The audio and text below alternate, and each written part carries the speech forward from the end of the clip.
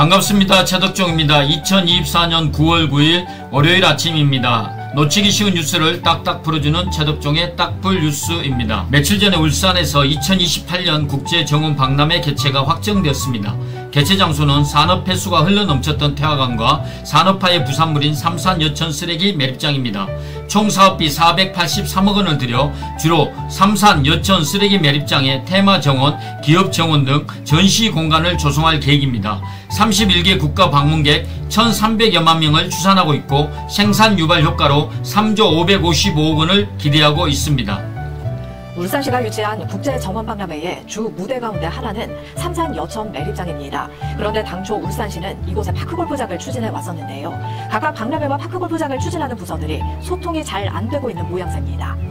이곳 삼산 여천 매립장에는 지난 1981년부터 울산 지역에서 발생한 생활쓰레기 390만 톤이 묻혀 있는데요. 지금은 작품만 무성하게 자란 채 방치되어 있습니다. 쓰레기가 묻힌 채 버려져 있던 이곳은 세계적인 정원으로 탈바꿈할 예정입니다. 울산시가 국제정원 박람회를 유치하며 이곳을 태화강 국가정원과 함께 주 무대로 삼기로 했기 때문입니다. 문제는 울산시가 이곳에 36홀 규모의 세계적인 파크골프장 조성을 추진해왔다는 점입니다. 파크골프장과 도심 속 정원이 공존할 방안을 찾아야 하는데 정작 담당 부서들은 전혀 손발이 맞지 않고 있습니다. 그쪽에서 정원박람회 한다는 거는 정규수만 봐가지고 어떻게 하는지는 저희도 궁금해서 한번 물어보려고 하고 있습니다. 국제행사를 유치하기 위해 정원 조성 계획을 세우면서 부서 간 협조나 소통이 전혀 없었던 겁니다. 간질곶에 45m 높이 대형 태극기 개양대를 추진하고 있어 논란이 일고 있습니다. 국민들은 국가 상징물로서 태극기 개양대의 의미는 존중하지만 상징성과 연계성 측면에서 면밀한 검토를 진행하는 등 신중한 접근이 필요해 보인다고 말하고 있습니다. 울산 남구 그리고 울산시도 그렇고 왜 이렇게 조형물, 상징물들을 좋아하는지 모르겠습니다. 2022년 12월 급성 심근경색으로 별세한 노키 전 울산시 교육감에 대한 순직 신청이 받아들여지지 않자 유족이 국가를 상대로 소송을 제기했습니다. 유족 측은 노 전 교육감이 과중한 업무 수행으로 급성 심근경색증이 발병했다고 주장하고 있고 울산보훈지청은 노 전 교육감의 초과 근무시간 산정이 불가하고 국가의 수호, 안전보장 등과 관련이 있는 직무수행이나 교육훈련이 원인이 돼 사망한 것을 인정하기 어렵다고 밝히고 있습니다.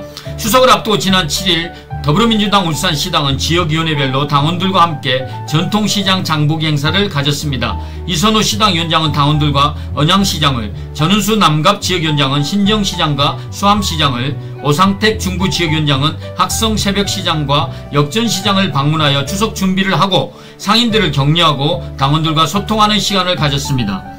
9월이 되자 곳곳에서 축제와 행사가 넘쳐나고 있습니다. 태화강변에서는 경화제가, 문수체육관에서는 청년페스타 축제, 수암해 시장에서는 전어축제가 열렸습니다. 고래축제 그리고 공업축제 등 9월에는 크고 작은 축제들이 울산 곳곳에서 열릴 예정입니다. 검찰 수사심의위원회가 명품백 등을 수수한 김건희 여사의 불구속 처분을 6일 검찰에 공고했습니다. 이윤석 검찰총장이 이 건을 수심위에 회부할 때부터 검찰 수사를 정당화하는 요식 절차에 그칠 것이라는 관측이 많았는데 거기서 한치도 벗어나지 않은 것입니다. 말은 불의의 어둠을 걷어내는 용기 있는 검사 어쩌고 저쩌고 하더니 김건희의 쓰레기를 치우는 청소부에 지나지 않았다는 것을 표현했습니다. 수심위마저 거수기로 전락시킨 교정 불가능한 검찰과 이 정권은 김건희 특검의 명분만을 국민들에게 강하게 알려준 것 같습니다. 추석을 한 주 앞둔 월요일 아침입니다. 계획을 잘 세워 추석을 준비 잘 하시고 오늘도 힘차게 화이팅입니다.